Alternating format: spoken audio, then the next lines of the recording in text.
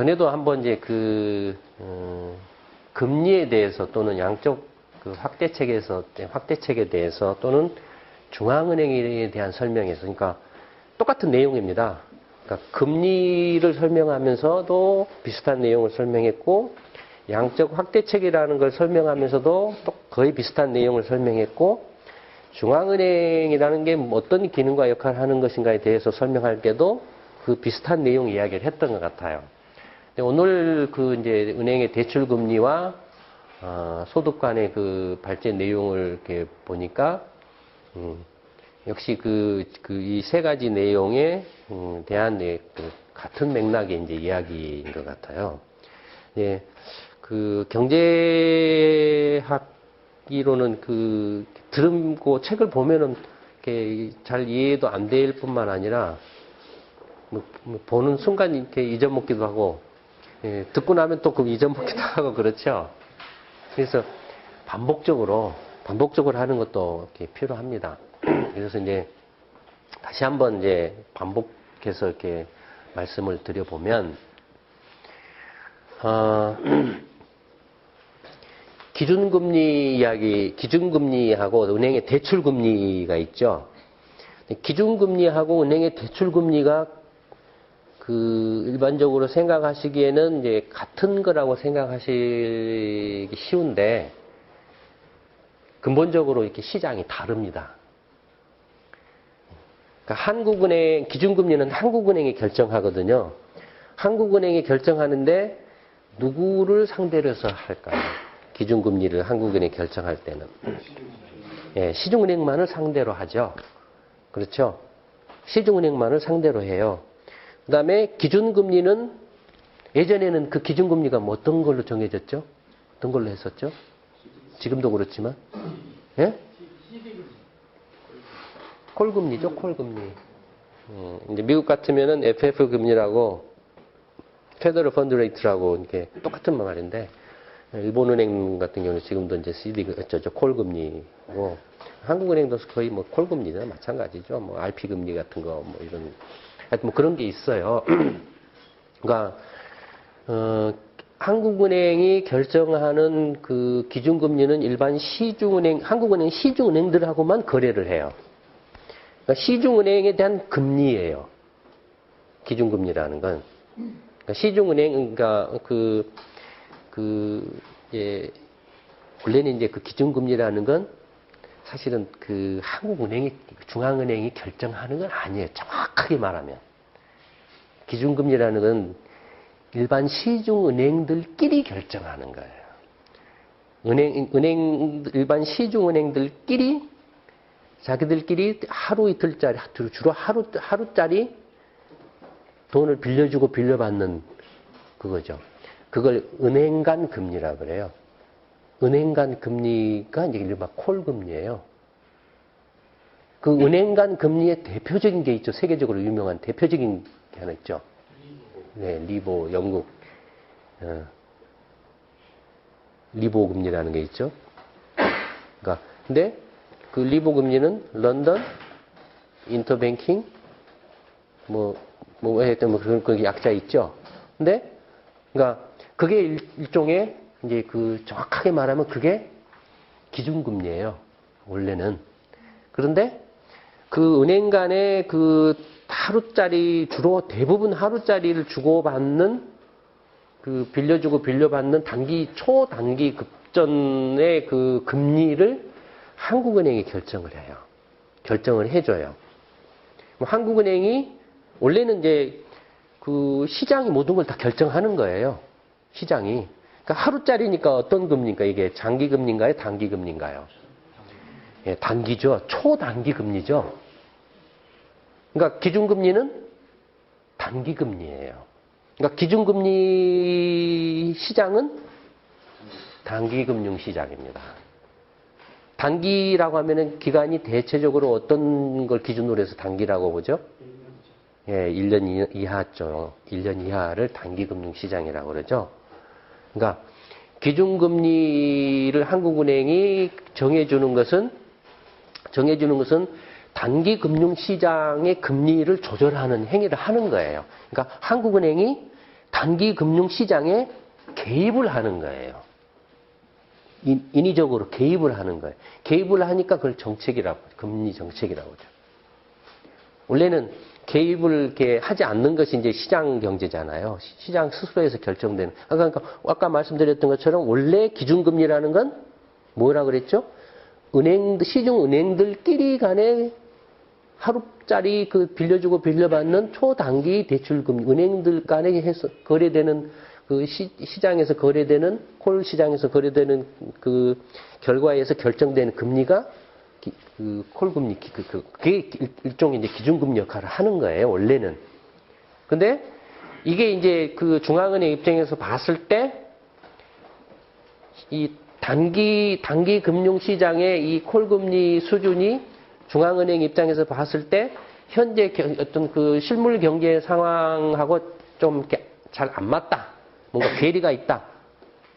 라고 할 때 이제 중앙은행이 금리 정책이라는 형태로 이 기준금리를 결정을 해주는, 조절을 해주는 식으로 개입을 하는 거죠. 시장에 개입을 하는 거예요. 그러니까 개입을 하는 거기 때문에 보통은 중앙은행이 당연히 그걸 하는 걸로 생각하는데 원래는 그런 게 아닙니다.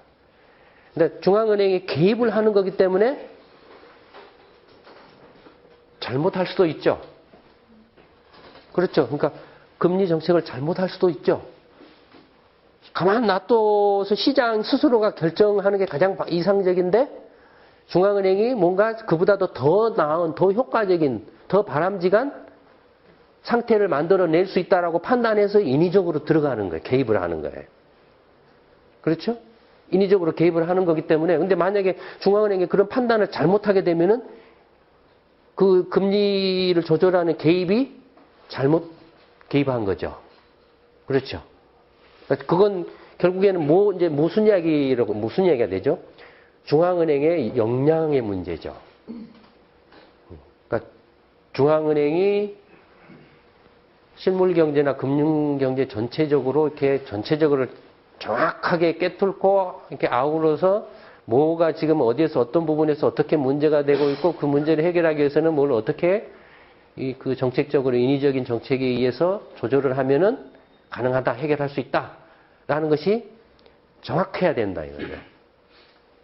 그렇죠.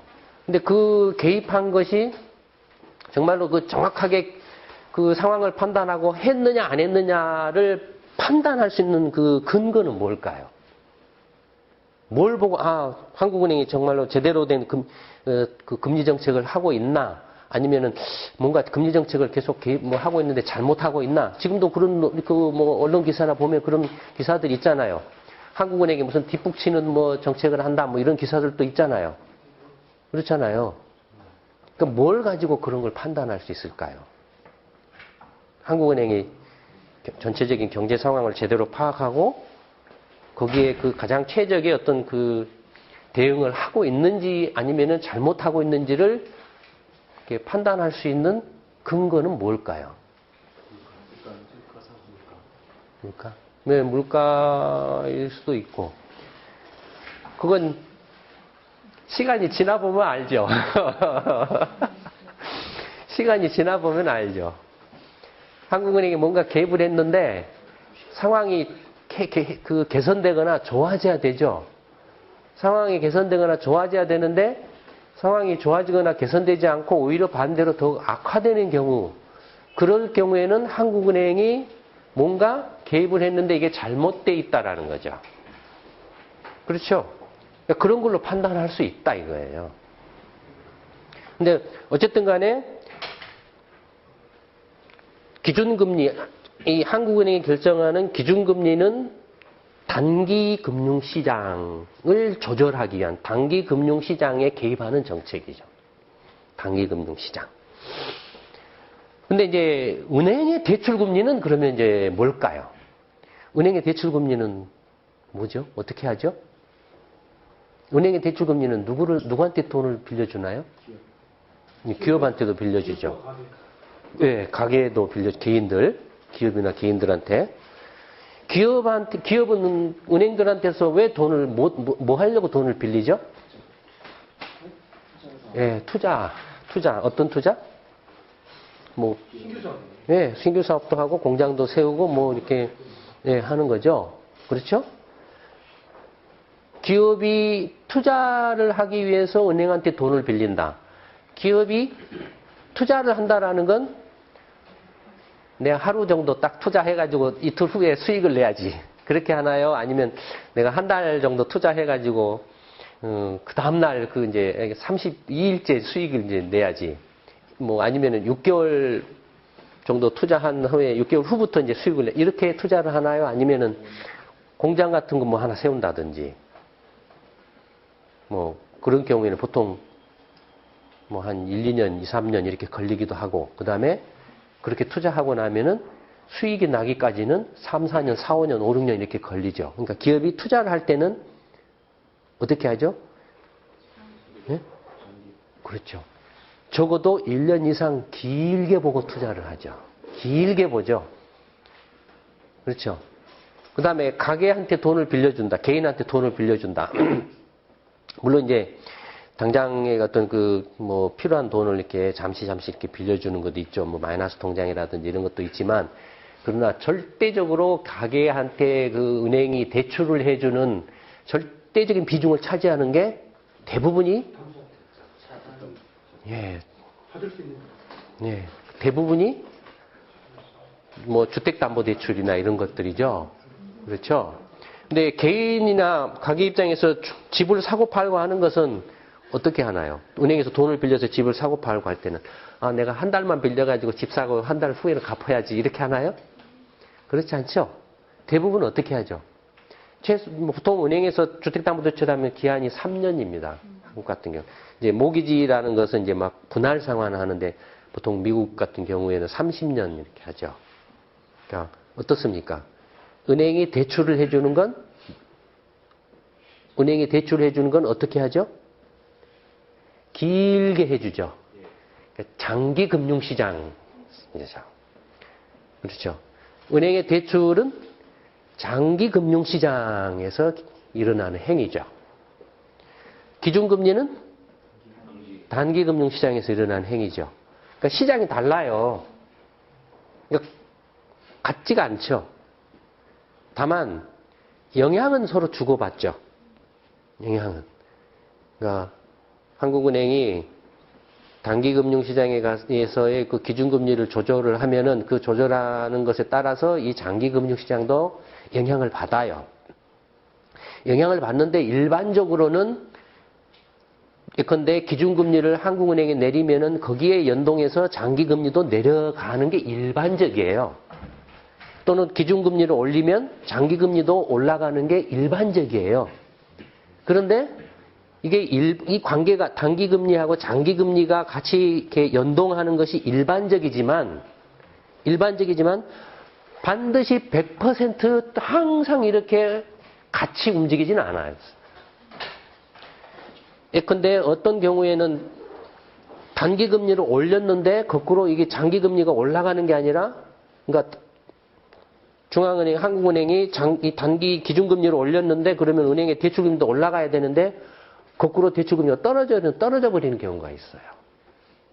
반대로 한국은행이 단기금리를 내렸는데 장기금리인 대출금리가 올라가 버리는 경우가 있어요. 단기금융시장하고 장기금융시장이 이렇게 서로 다른 시장이잖아요. 일단 기간이 다르죠. 기간이 하나는 짧고 하나는 길어요. 그럼 이 기간이 짧고 길다라는 것이 단기금융시장과 장기금융시장에서의 또 다른 굉장히 중요한 차이를 발생합니다. 그게 뭘까요? 내일, 응? 이자율? 응? 위험이죠, 위험. 위험이죠. 뭐 내일 하루 빌리는 건 위험이 적잖아, 굉장히. 하룻밤새 옛날에는 이게 자고 나니까 도망가 버렸다든지 그런 것도 있었지만 기간이 짧은 경우는 그만큼 돈을 이렇게 못 받을 그런 위험이 적죠. 그렇죠. 근데 기간이 길면 길수록 내가 빌려줘가지고 못 받을 위험이 커지죠. 그러니까 위험이 달라요. 단기 금융시장과 장기 금융시장의 결정적인 차이점 중에 하나는 기간이 서로 다르다는 것과 위험이 다르다라는 거예요. 위험이 다르기 때문에 단기 금융시장의 경우에는 위험이 그렇게 크게 반영이 안 돼요, 금리에. 위험이 거의 무시할 정도로 크지 무시할 정도로 이렇게 뭐 작다 그럴까 이렇게 크지 않기 때문에 정상적인 상황에서는. 근데 장기 금융시장의 경우에는 위험이 절대적으로 영향을 미쳐요. 그러니까 경제가 굉장히 불확실해진다. 뭐 위기가 발생한다든지 위기가 발생한 직후라든지 해서 막 이렇게 좀 동요하고 혼란스러운 그런 상황일 때는 한국은행이 단기금리를 막 내려도 장기금융시장이, 그러니까 은행 대출금리는 올라가 버리는 경우가 있어요. 왜 올라가죠? 위험이 불확실성이 크기 때문에. 부도나거나 가계부채를 못 갚거나 하는 그런 부실 위험이 커지기 때문에 올라가 버리는 경우가 있어요. 반대로 중앙은행이 그 단기금리를 올렸는데도 불구하고 장기금리, 은행 대출금리는 더 내려가 버리는 경우가 있어요. 더 내려가 버려요. 이 경우는 상대적으로 위험이 적다라든지 아니면 하여튼 장기금융시장에서의 자금의 수급 관계가 돈을 빌려주려고 하는 사람은 많은데 빌려 쓰려고 하는 사람이 이렇게 없을 경우, 이런 경우는 내려가 버려요.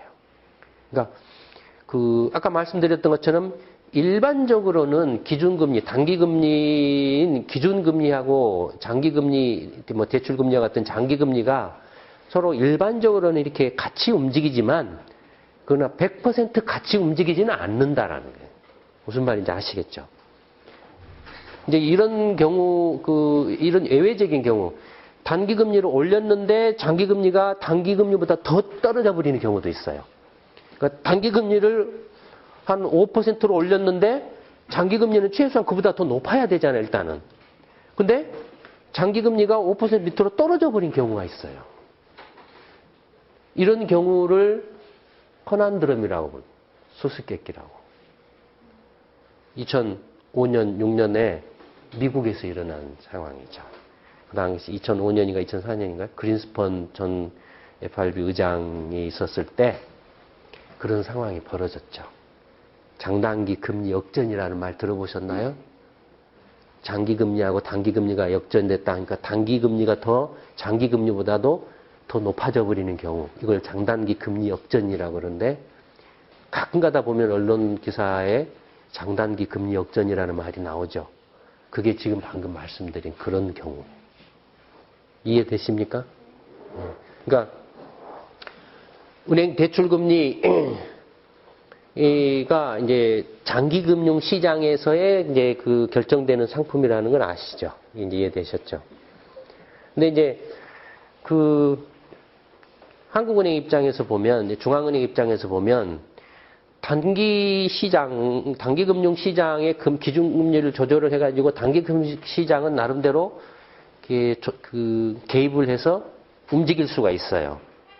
움직일 수가 있는데, 이 장기금융 시장은 누구 시장이죠? 한국은행이 개입할 수 있는 시장이 아니죠. 한국은행은 은행들만 상대로 하기 때문에, 장기금융 시장은 그야말로 시장이죠. 은행이나 기업이나 가게가 정말로 시장에 가서 서로 돈을 빌리고 빌려받는 그런 거죠. 그러니까 중앙은행이 개입할 수 없는 그런 시장이죠. 그렇죠. 그러니까 그래서 이제 그런 이유로 인해서 장기 금융 시장은 해서 결정되는 금리를 시장 금리라고 불러요. 그다음에 단기 금융 시장에서 결정되는 금리를 정책 금리라고 부르기도 하죠.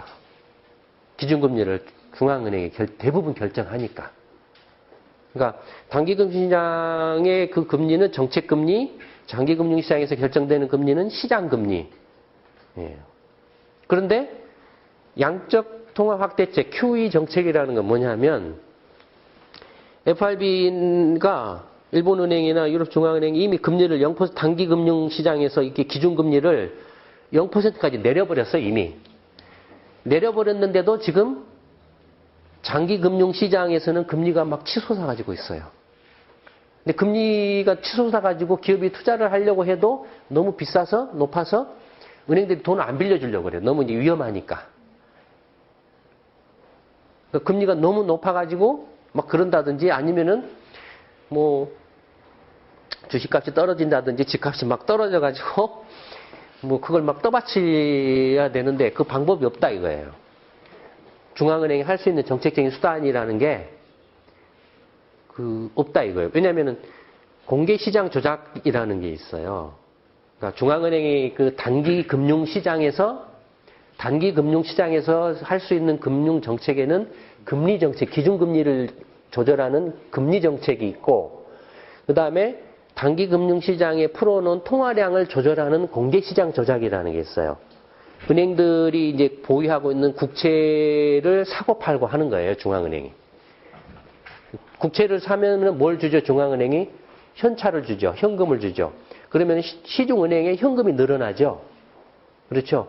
시중은행의 현금이 늘어나고 반대로 국채를 중앙은행이 가지고 있던 국채를 시중은행한테 팔면은 시중은행은 현찰을 주고 사니까 현금이 흡수가 되죠. 그렇죠. 그렇게 해서 이제 시중 자금을 조절을 해요. 단기 시장에서. 이게 공개시장 조작이라는 거예요. 근데 문제는 뭐냐면은 단기 시장은 중앙은행이 그렇게 막 했는데도 장기 시장이 전혀 움직이질 않아요. 이렇게 어떻게 할 수가 없을 정도로 이렇게 금리가 높다든지 아니면 반응은 안 보인다든지 가격이 막 떨어진다든지 이런 상황이 벌어진다. 그럴 경우에 어떻게 할 거냐라는 거예요. 이건 장기 금융시장은 시장 금리라 그랬잖아요. 시장에 맡길 수밖에 없는 그런 거라 그랬잖아요. 그래서 이제 편법을 쓴 거죠.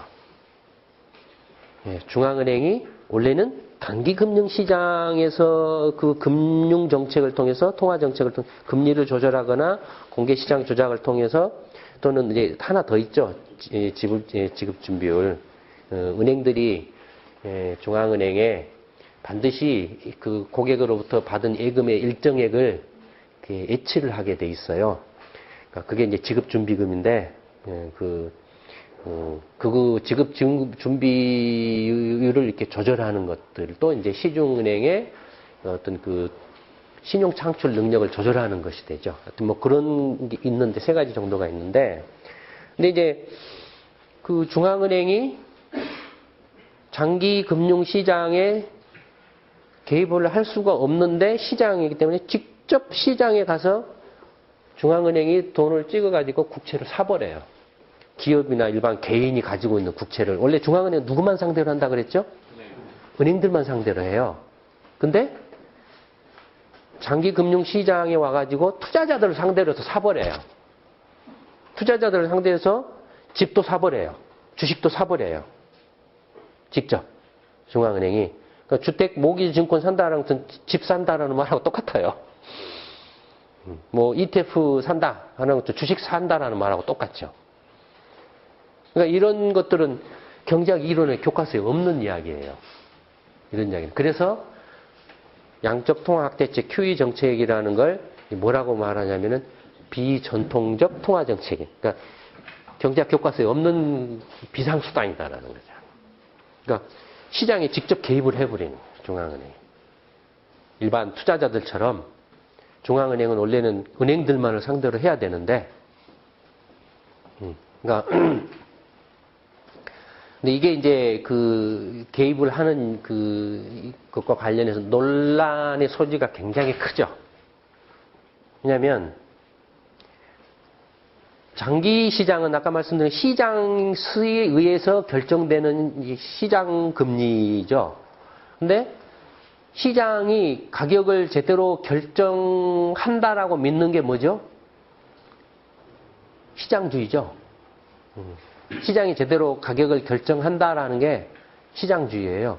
근데 중앙은행이 장기금융시장에 직접 개입한다라는 것은 지금 시장이 제대로 가격 결정을 못한다라는 거예요. 시장이 가격 결정을 못한다라는 말은 다른 말로 표현하면 시장 실패예요. 시장 실패라는 거예요. 지금 시장이 지금 정상적인 상황이 아니다라는 거죠.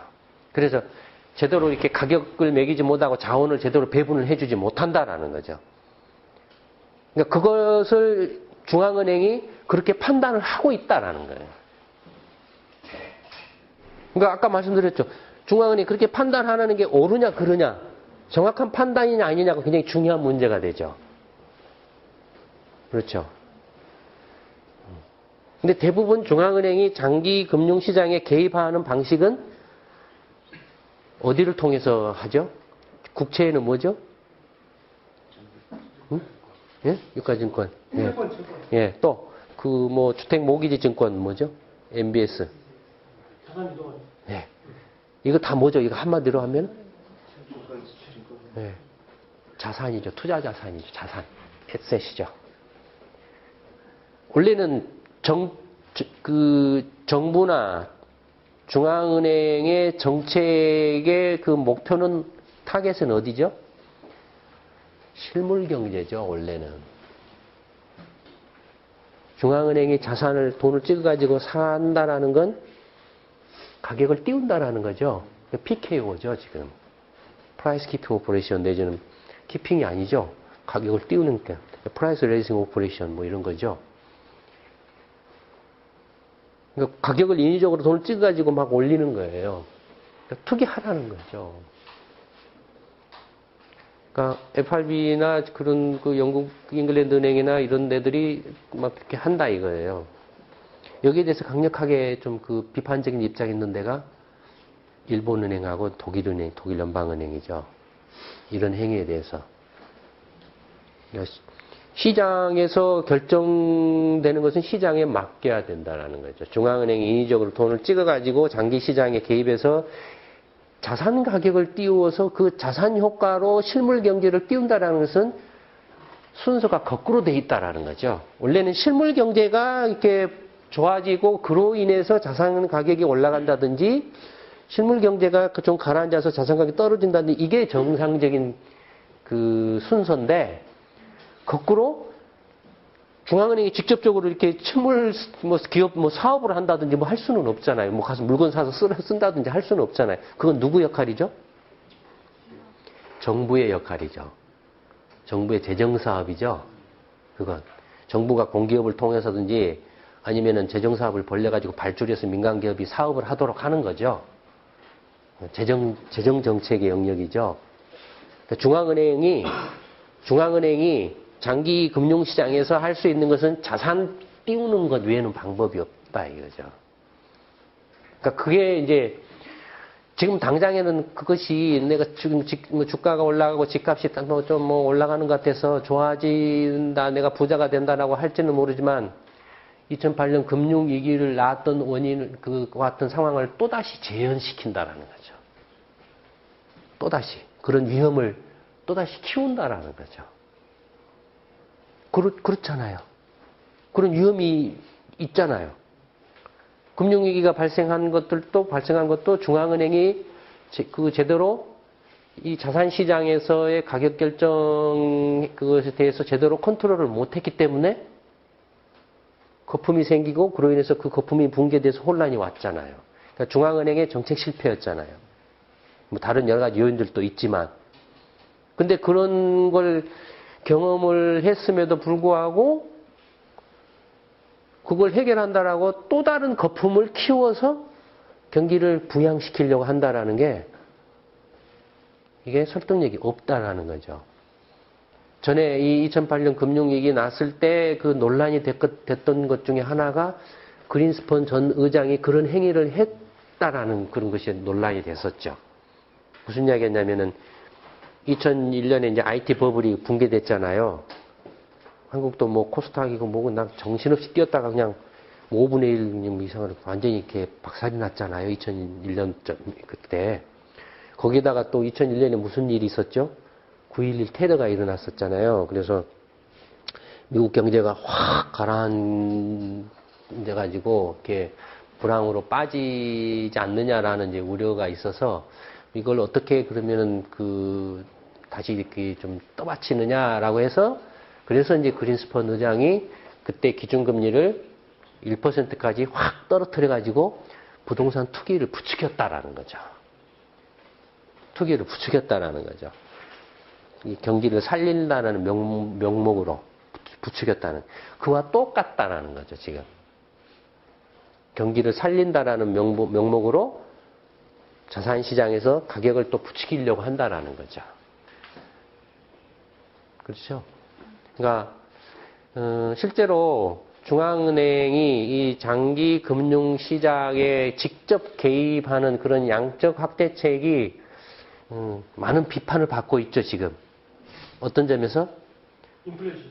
실물 경제를 이렇게 부양시키는 효과가 미미하다.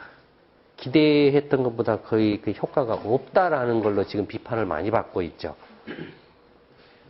그러니까 중앙은행이 장기금융시장에서 장기금융시장에 직접 개입을 해가지고 이른바 자산 가격을 올리고 그로 인해서 그 자산을 가지고 있는 사람이 내가 부자가 됐다. 그래서 막 소비를 늘리고 막 이렇게 해서 경기가 실물 경제가 뜬다라는 거죠. 근데 거기에서 문제가 있죠. 주식이나 중앙은행의 사주는 국채를 가지고 있거나 주식을 가지고 있거나 뭐 부동산을 가지고 있는 사람은 득을 보죠. 근데 그걸 가지고 있지 않는 사람은 어떻게 되나요? 더 가난해지죠. 뭐가 일어나죠? 예? 예, 양극화가 일어나죠. 그러니까 양적 확대책이 양극화를 심화시킨다. 이 비판을 한 데가 어딘 줄 아세요? 예? 미국 공화당이었죠. 미국 공화당이 이번 대선에서 FRB를 그래서 개혁하겠다라는 명분이 그거였어요. 말 되죠? 말 되죠? 지금 우리 대선을 이제 앞두고 있지만, 개인적으로는 제발 정책 토론을 하기를 바랍니다. 미국 한국 대선 관련해서 많은 분들이 이러쿵저러쿵 또는 평론을 하시고 평을 하시는데 좀 이런 정도는 알아야 되지 않나요? 미국 공화당 하면은 이쪽 진보 진영에서는 저 사람들 저 신자유주의자 뭐 하는 막 말아먹을 ter은 그건 미국 공화당을 찍은 사람이 절반이에요.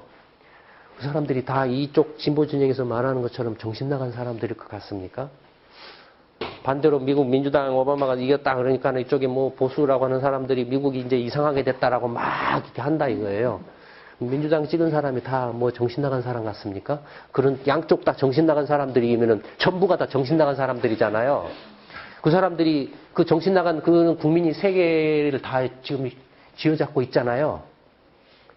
그게 가능할 거라고 생각하십니까? 제발 제 개인적으로는 좀 이제는 그만 말도 안 되는 시대착오적인 그 이념은 내려놓고 현실 좀 가장 중요한 게 뭡니까? 국민들의 삶의 문제죠. 삶이죠. 국민들의 삶이 지금 어떻게 되느냐에 지금 전전긍긍이 하고 있죠. 국민들의 삶의 문제와 관련해서 정책 토론을 해요. 그게 정치죠. 정치는 뭐 때문에 합니까? 정치하는 사람들을 위해서 하나요? 그래서 일반 국민들은 그냥 투표 거수기인가요? 투표하는 기계인가요? 그게 민주주의입니까? 아니죠. 제가 이게 정치 이야기를 하는 것 같지만 그게 어떻게 정치 이야기입니까? 경제 이야기죠. 중앙은행의 양적 확대책에 대한 비판이 정책적으로 공화당이 어떤 논점을 가지고 비판을 하고 있다라는 거잖아요. 그러니까 한국이라는 나라가 왼쪽 오른쪽 할 것 없이 국민의 삶의 문제를 진정으로 해결할 수 있으려면 이제 그 시대착오적인 이념과 정말로 이렇게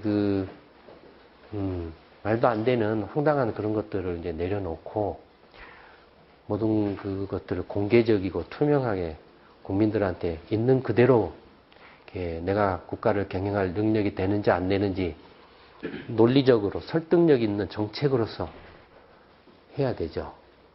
그렇지 않습니까? 여러분들 그런 걸 원하시지 않나요?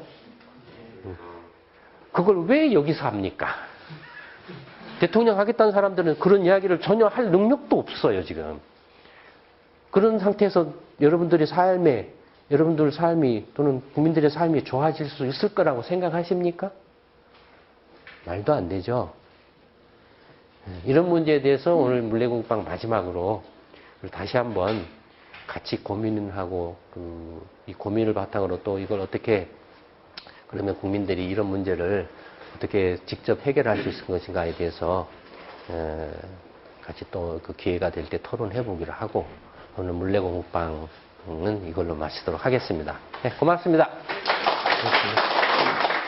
본능적으로 정부 관료들이나 정치인은 정책이나 대책을 쏟아냅니다. 한쪽은 나는 시장론자야, 아니야 나는 복지주의자야 이렇게 이야기하면서 밑도 끝도 없는 무슨 정책 대책을 이야기를 해요, 서로.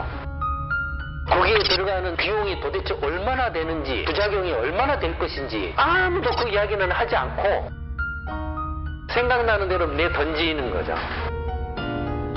그렇게 내 던지면 제일 좋은 사람은 누구일 것 같아요? 근데 왜 남이 정치를 대신 해주기를 바라냐. 절대 그러면 문제 해결 안 된다. 정치 해결 못 한다. 직접 자기가 정치를 해야 된다.